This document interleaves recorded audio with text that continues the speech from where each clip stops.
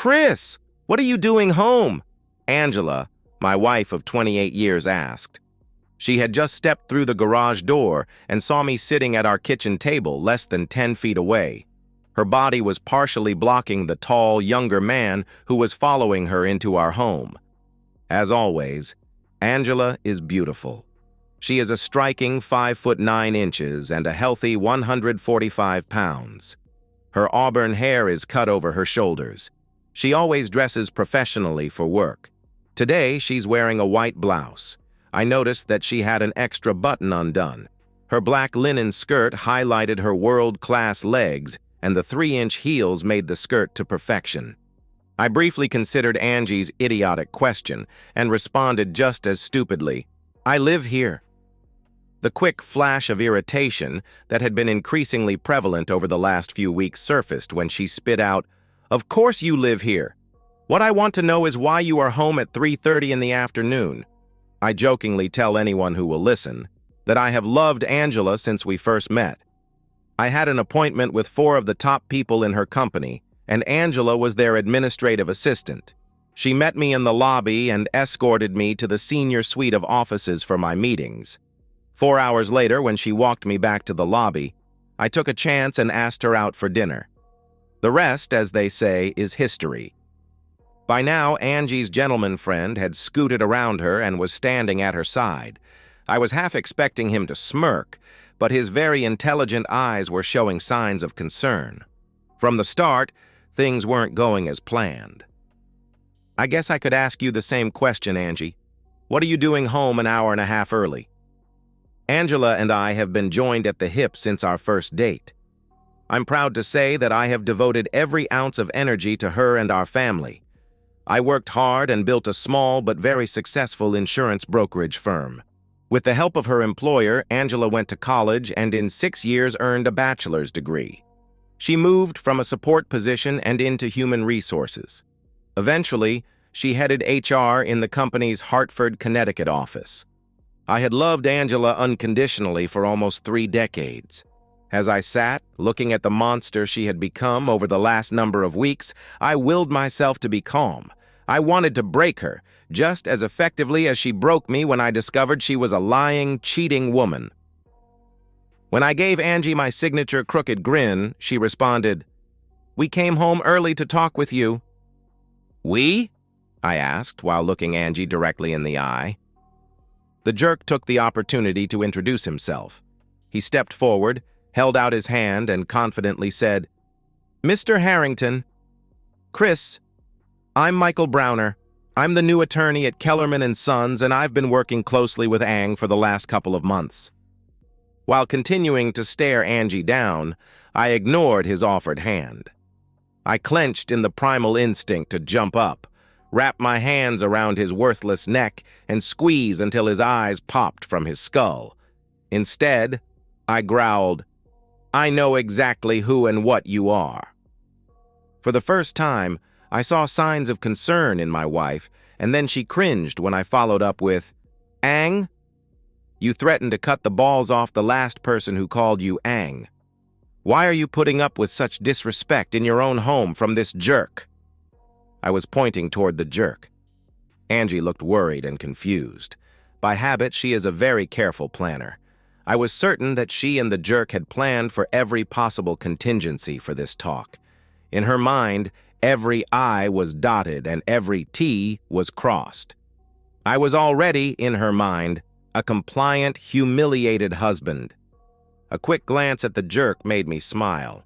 I was fairly certain that his sphincter muscle was tightening and would soon be clenched in a knot, as tight as my sphincter. A bad show was coming, and it would be worlds different from anything that Angie and her boy toy could imagine. I took 2 or 3 deep cleansing breaths and tried to push the rage and disgust that had been growing into a quiet corner of my heart. "Let's get on with this," I thought to myself. "It's time to throw them off stride again." "Why don't I make 3 drinks?" I offered. "We can talk in the living room." "A glass of wine, please," was Angie's subdued request. When I turned to Jerk, he seemed wary. He responded to my offer by saying, "Angela tells me that you enjoy bourbon and craft beer." I nodded and told him, I do, as I got up from the kitchen table and headed to the bar in our family room. As I left the room, I heard immediate and urgent whispering as they moved in the opposite direction through the kitchen to the living room. A few minutes later, I met them in the living room. They were seated together on the sofa. I handed Angie a glass of her favorite Merlot and the jerk a tulip glass full of amber ale. I took my 2 inches of bourbon and sat in the armchair across from them. After raising my glass in salute, I took a small sip of the burning liquid. After returning the toast, the jerk took a sip of beer. He held the glass in front of him and seemed to study the color and carbonation. He commented, "This is one of the most complex amber ales I've ever had. What is it?" "Pabst Blue Ribbon," I answered. The jerk's eyes flared with anger, and Angie looked confused and offered, "You've said that Pabst Blue Ribbon is worse than donkey urine and the crappiest beer ever made." She was halfway through her comment when she saw me laughing. She exploded, "You're such a jerk. We came home to have a calm talk with you, and you've been nothing but rude and condescending."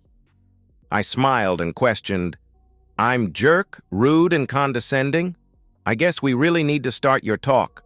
I'm sure that I'm about to learn how to have a polite, uplifting, and loving conversation from my ever-faithful wife." Angie cringed and wasn't able to meet my eyes. The jerk took over and began, "Chris, we've come here to discuss—" I interrupted and said to him, "You had it right the first time?" "Excuse me?" He looked confused, as jerks often do. "When you first addressed me, you called me Mr. Harrington, before presumptuously calling me Chris. I greatly prefer— In fact, I insist you call me Mr. Harrington." As his face started to turn red, I finished with a shrug and said, "Or sir." Instead of letting the jerk continue, I turned to Angie and heatedly asked, "What do you want to talk about?" When the jerk looked like he was going to respond, I said, "I'm talking to my wife. Just sit there, drink your complex amber donkey urine, and shut the hell up." Angie was livid and exploded. "Your behavior this afternoon has been disgusting. I want it to stop now." I nodded and seemed to think about her request. I asked, "Do you think my behavior is better or worse than your behavior over the last 5 or 6 weeks?" "What are you talking about?" Angie was half confused and half worried. The jerk seemed to be holding his breath as he waited for my answer. I'll guess he was certain that their carefully crafted plan had gone off the tracks. Looking Angie dead in the eyes, I told her, "I don't know what angers me off more, that you let this worthless little jerk have an affair with you." The stunned look on Angela's face was priceless. Her eyes narrowed, and in a hushed voice she asked the obvious, "You know? It seems like I have more friends at your office than you do. I received an anonymous email from someone at Kellerman's 2 weeks ago. The email warned that you were having an affair and had 3 attachments that showed you on a picnic lunch at Middlewoods Park. The pictures were complete with hand-holding and kissing. I'm sorry that you had to find out that way." Angela was trying to decide how to continue when I jumped in and asked, "So you want a divorce?" "No." She slid to the edge of the couch, leaned forward, rested her elbows on her knees, and passionately said, "I love you and don't want a divorce. What Michael and I are having is a short-term fling. He's new to Connecticut and hasn't made many friends. Once he's settled, I'm sure he'll find a regular girlfriend. I'm sorry, but that doesn't work for me. I signed up for a monogamous relationship with a loving wife. Instead, I've found out that the woman I've devoted my life to is an unfaithful spouse. A divorce works much better for my future plans." Angela begged, "Chris, just stop. I don't want a divorce, and I don't think you do either. This is a one-time fling and nothing more. I'm attracted to Michael, and I wanted a little extra excitement in my life. It's never happened before. It will be over soon and will never happen again. I promise." I took a small sip of my bourbon and sat quietly for a few moments before responding. "First, your promises have no meaning. Everyone in this room knows you're a liar."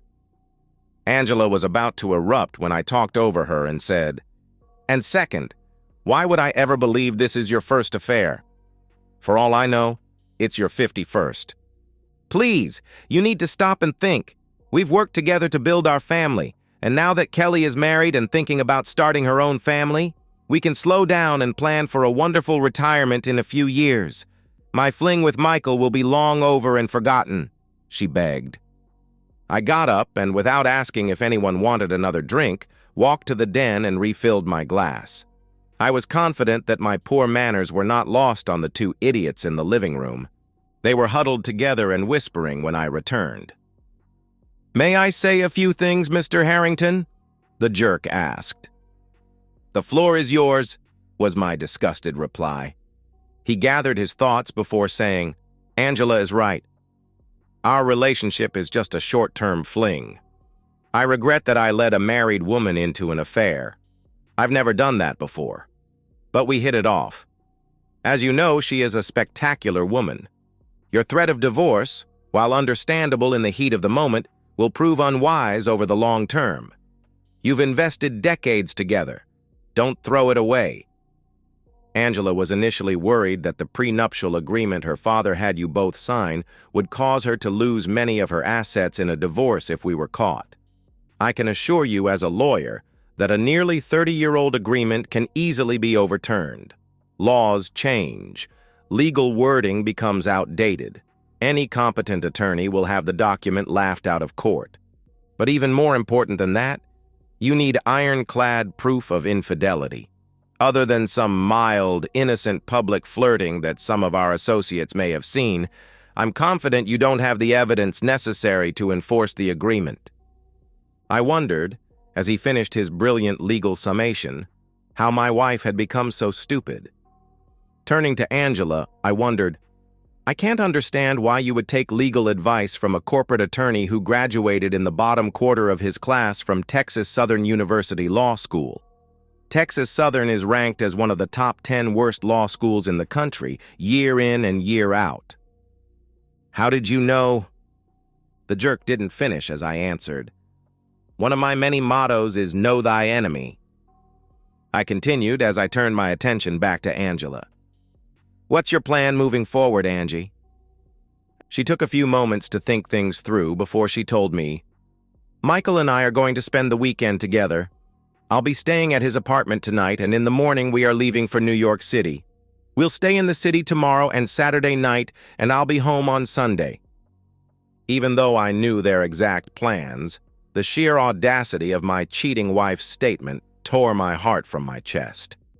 I hoped she could see the crushing sadness in my eyes as I asked, "So not only have you shared your body with this piece of crap, you're also going to share our quarterly getaway weekend with him?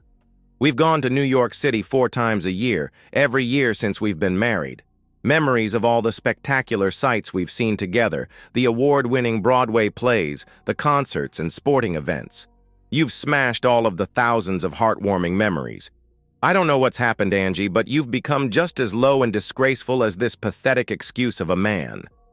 I was obviously indicating at the jerk. Angela could tell I was devastated and responded accordingly.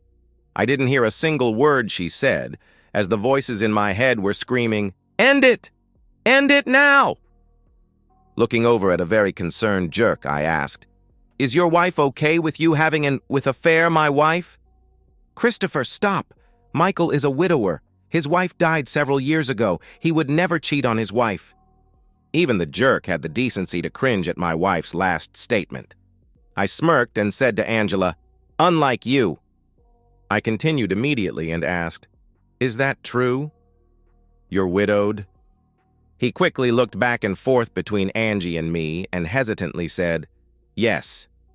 I reached down and pulled a manila folder from the backpack sitting on the floor next to my chair. I opened the folder, scanned the first page, and read, "Doctor Cynthia Browner, Emergency Department Surgeon, Ascension St. John's Hospital, Detroit, husband Michael, daughters Katie, 11, and Lacey, 9. Dr. Browner has resigned for her current position effective June 22nd and will be moving to the Hartford, Connecticut area to join her husband immediately after her children get out of school. She will be working in a similar position at St. Francis Hospital and Medical Center in Hartford. If I wasn't so grossly unhappy about my marriage, I would have laughed hysterically at the look on Angela's face. "You lied to me?" she wanted to know. I couldn't help it. I did laugh. "Can you imagine?" I bellowed. "A cheat and a liar lies to a cheat and a liar. What's this world coming to?" Michael reached out and cupped Angela's hand. Just before I could shout, "Get your hands off my wife," I realized I just didn't care. Baby, I'm sorry. I did lie. I couldn't help it. You are so beautiful. I wanted you and needed you, and I lied, so I could have you." He stood while still holding her hand. "Let's go back to my place and talk. We'll go to New York tomorrow and have a great weekend. When we get back, we'll still have 3 weeks until my family arrives. At that point, you can be a full-time wife and I'll be a full-time husband and father." Angela considered her options for a few moments before standing. She took the jerk's hand and turned toward me. "After this weekend, I promise to give up Michael completely. I'll come home on Sunday and I'll be the same loving wife I've always been." Angie and I stared at each other for a while. I wondered if she could hear my already crushed heart continuing to break. "I've sat here somewhat politely while you both had the opportunity to tell me about your fling and how in the long term it won't affect my relationship with Angie. I'd like to ask that you both sit down and give me a similar 30 minutes of time to lay out the changes I see happening." They looked back and forth between each other and me, trying to silently decide what to do. I pushed the issue and said, "The least you can do is give me 30 minutes of your time." Reluctantly, they sat. "I've set up several Zoom meetings for us," I told them as I pointed the remote at the TV and pressed a few buttons. I'd become an expert at arranging Zoom online meetings during the COVID-19 pandemic. When the TV lit up, I said, "Peter, Lou, can you hear me?" I was talking to the two faces on the screen. "We can, Chris," Peter answered. I continued. "Angie, you obviously know our family attorney, Peter. I'd like to introduce you to his partner and my new divorce attorney, Lou Baird. Gentlemen, I'd like to also introduce you to corporate attorney extraordinaire Michael Browner." Angie and the jerk were stunned as I finished with, "Gentlemen, you have the floor." Lou immediately started, in a no-nonsense manner. "Mrs. Harrington, I am representing your husband in your upcoming divorce. Papers were filed with the court earlier this afternoon. I'd greatly appreciate it if you would retain an attorney and make arrangements to officially be served. I'll give you until the end of the day on Monday. If I haven't heard from your attorney, we will hire a process server. We have filed for divorce using infidelity as the cause. We have private investigators report that documents in great detail using audio, visual, and telecommunication proof your affair with Mr. Browner." As Lou was finishing his last statement, I tossed a second manila folder onto the coffee table in front of Angie. The loud slap made both jump. "It's a copy of our divorce petition, including the private investigator report," I told the stunned couple. While the jerk reached for the folder, Angie looked back to the screen. "We will be insisting that the prenuptial agreement is fully enforced. I know that you are aware that every 2 years all of your family's business and personal legal matters are reviewed. As part of that review, the prenuptial agreement has been revised so as to stay within the current state legal guidelines. As we have your signed and notarized signature for every update over the last 28 years, I am 100% confident that the prenuptial agreement is fully enforceable. Per a vote last night by the Board of Directors of Harrington Brokerage, you are relieved of all corporate responsibilities and you are no longer associated with Mr. Harrington's firm in any way. You will have 7 days to return your car to the company. Your company credit cards have been paid off and canceled. Your cell phone will be canceled in 7 days. Your membership to Cedar Mountain Country Club and LA Fitness is canceled. We have also paid off and canceled the 3 joint credit cards you have shared with my client. We have frozen your joint savings, checking, and retirement funds. Per the prenuptial agreement, we expect an 80-by-20 split of the cash and near-cash assets in Mr. Harrington's favor. Per the agreement, Mr. Harrington will retain your house free and clear. We have asked the court to expedite your eviction. As you have a home that you have been sharing on occasion with Mr. Browner, we will argue that it is easier for you to move. We are asking the court to give Mr. Harrington full possession of the property immediately and give you 30 days to remove your personal property from the house. There will be no alimony, and obviously child support isn't relevant.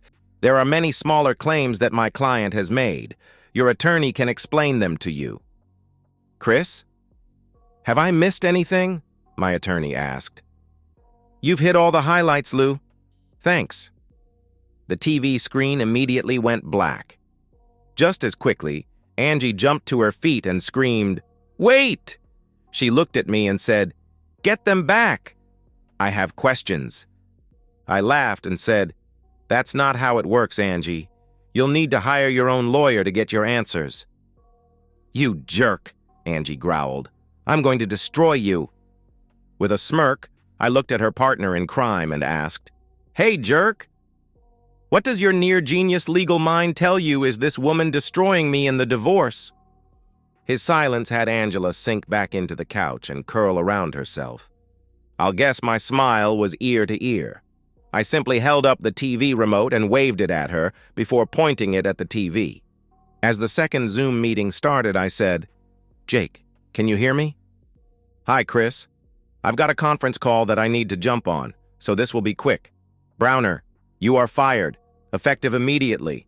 Your personal items are being removed from your office and will be in a box in the lobby. If they aren't claimed within 24 hours, they will be thrown out.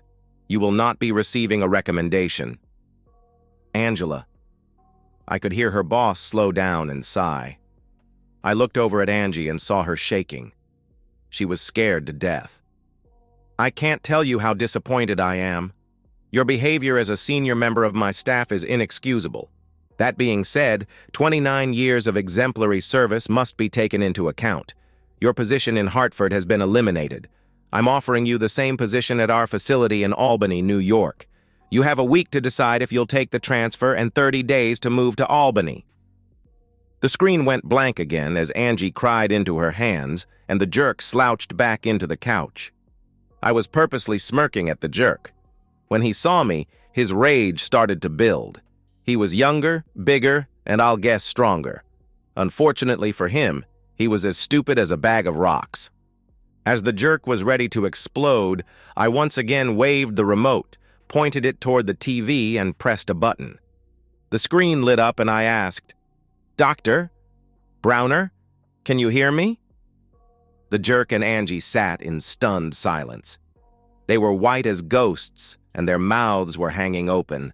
The face of a beautiful blonde filled the screen. She said, "I've asked you to call me Cynthia." "Sorry, Cynthia, the floor is yours," I answered. "Michael, I've filed for divorce. Expect to be served over the next few days. The kids and I will remain in Michigan. I've been able to keep my current position at the hospital." The jerk begged, "Cynthia, please!" "We can work this out. It was just a fling." The face on the screen looked disgusted. "I've been doing some checking since Chris contacted me. This is the third job you've lost because you couldn't keep pants on. After I received the private investigator report, I contacted him and asked him to do some additional digging." Everyone was staring intently at the screen when Cynthia continued. "Mrs. Harrington, do you know Alice Packer, Joy Likely, Tori Jones, Candy Phillips?" When Angie didn't answer, Cynthia laughed and said, "I really don't expect an answer. The question was rhetorical.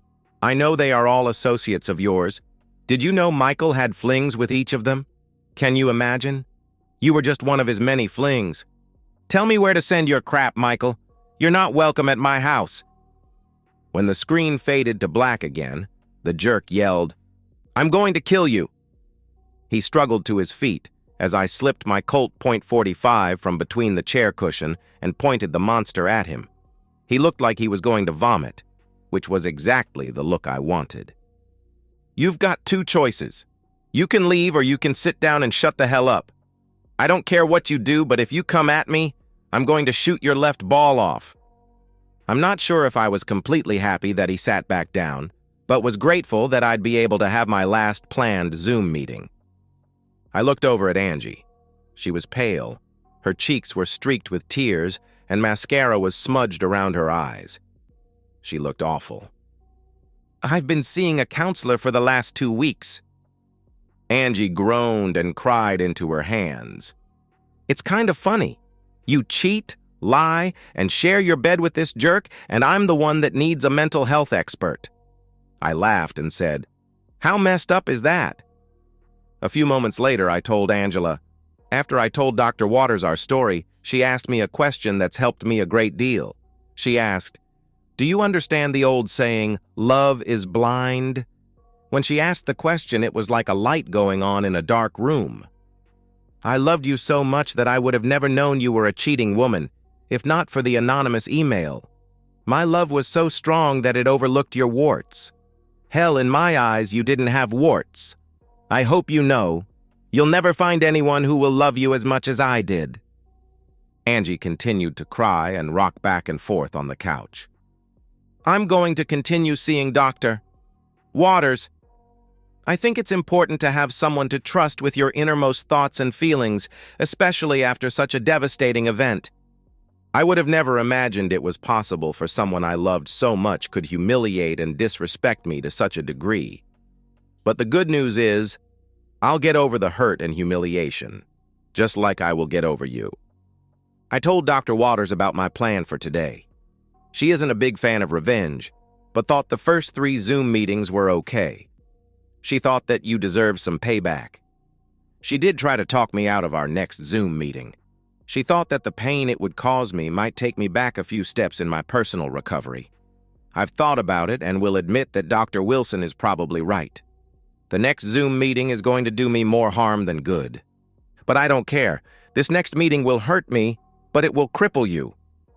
As I held up the remote for the 4th time and waved it at Angie, she shrunk back into the couch in a panic. I pointed it at the TV and pushed the button. All eyes were riveted to the screen, and when the face appeared, Angie groaned. "Oh no, please God, oh no!" "I love you, Daddy," said my daughter Kelly. "I love you too, sweetheart." "Why?" Angie shrieked. "How could you possibly be this awful to me?" "I heard it all, Mom. I've heard every word you and your boyfriend have said over the last hour.